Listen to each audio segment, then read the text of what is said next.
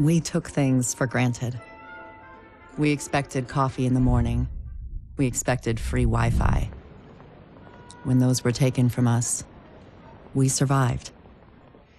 When communications broke down, the trains stopped and the internet went dark, we survived. But when the pharmacies were looted and hospitals shut down, asthma became lethal. And with no police to protect you, did you own a gun? Did your neighbor? Some survived.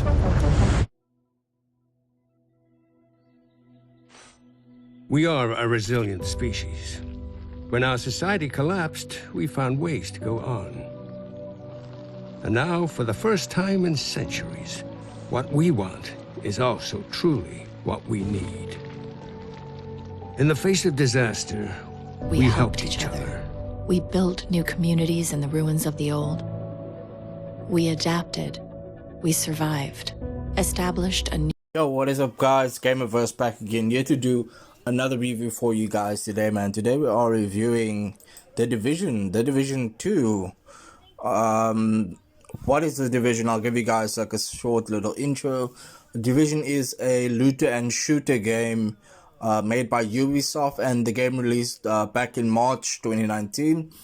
And the game has received many ongoing support in DLCs, patches, things like that. And this review will cover everything of the game up to its point in 2025, what the game now has. I'll be going over like gameplay, world design, the combat, the progression, the multiplayer features, the replayability features, expansions, updates, and things like that.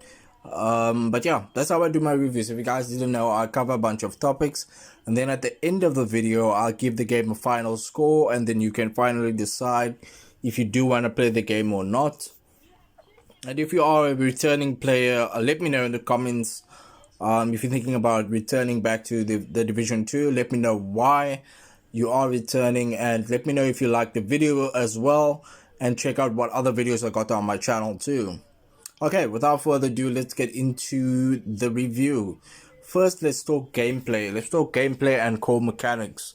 So, it is a third-person shooter, and it has, like, cover shooter basics. You gotta take cover in the game, you gotta shoot, and you gotta obviously use your skills, things like that, to be more successful in combat. And then, of course, you gotta loot as well, because you need weapons, you need ammo. There's a lot of RPG elements as well. The RPG elements are like the missions that you do at your base. You gotta like do these side missions to take care of your base, and there's a lot that goes into the RPG elements as well. There is mission design, main missions, side content, and there's a lot of world activities. The game can be played co-op and or solo, and there's a unique balance between that. Also, you can play the entire story of the game with somebody else, or you could play it by yourself. But yeah, that is basically the core gameplay, and the game does it very well actually, because you shoot and there's many players online who can connect, and there's so much systems like integrated into the gameplay where it's like, when you're doing a specific mission, you can either get somebody who's online and then they can join you. Though the game isn't crossplay though, so PC players cannot play with PS5 players.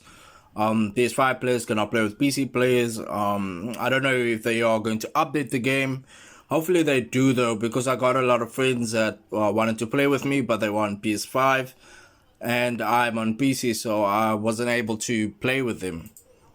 But yeah, those are the gameplay mechanics. Next, let's talk world design. Let's talk the setting. Okay, so the game takes place in Washington D.C. with a post-apocalyptic vibe. The world detail is, of course, apocalyptic, but there's a lot of realism and there's a lot of atmosphere in the game. The game also has dynamic weather and the day and night cycle. There's level scaling as well, and there is also world tiers. What I mean by world tiers is basically like online leaderboard where you can see everybody in the world's like basically like a global scoreboard, so to say. But it's more about levels, which level you are, and how good you completed certain missions, things like that.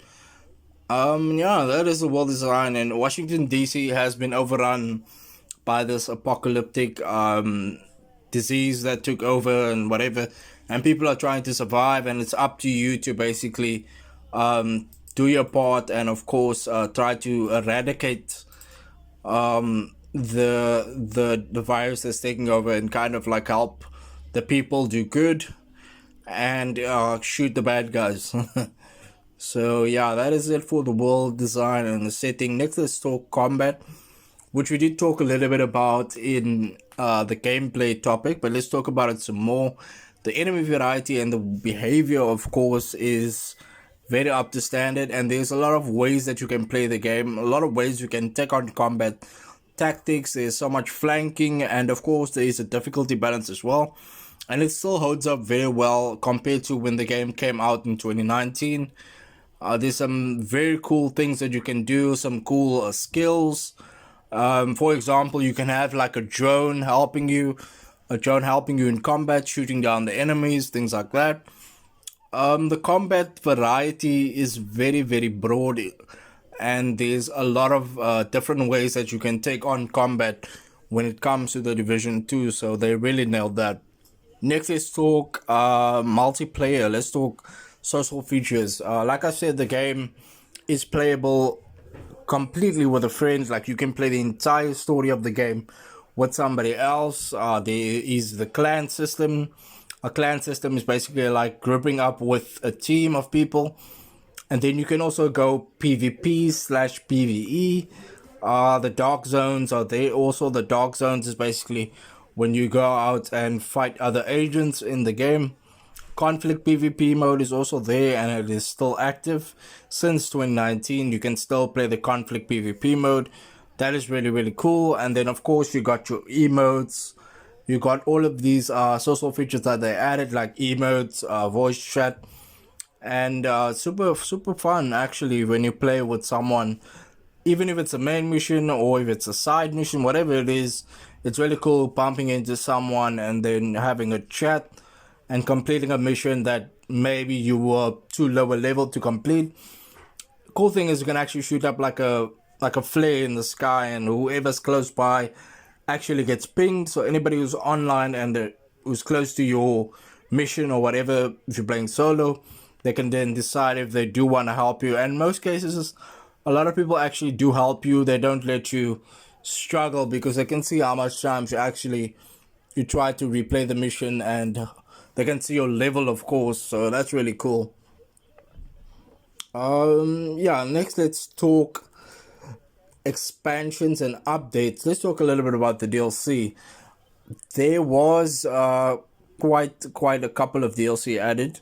There is the Warlords of New York, which is actually a really cool DLC where you get transported back to the first map, the first Division's map, which was in New York. There's a lot of seasonal content as well, like clothing, weapons, things like that, and the quality of life improvements in 2025. Ubisoft continue to support this game, so they really do have a really good online community when it comes to the Division 2. They haven't made the Division 3 yet, and they are really supporting the community. You can go onto their website and go and check what's up if they are making Division 3. I don't know, but I do know they are very supportive of this community of people that love playing the Division 2. So yeah, next let's talk graphics. Visuals is still impressive compared to 2019. It actually does hold up as well. As you can see on the screen, you've got really cool lighting features. You got texture fidelity. You got performance modes that you can use. Depends if you're on PC, but if you're on PS5 and Xbox, I'm assuming it will be on 60 frames per second on the best modes. But if you're on PC, you do have the options to play around with ultra settings, DLSS, and ultra wide support, HDR, things like that. I was playing the game at the highest settings on PC, and I was getting a really smooth performance. Graphics look really great. No screen tearing at all. Really great. And it was a very awesome experience. Like, I didn't run into any like bugs in terms of the performance. The graphics was really good, and it holds up compared to like 2019. I would say it really holds up in that regard. So yeah, guys, that was graphics and performance. Next, let's talk a little bit about the sounds.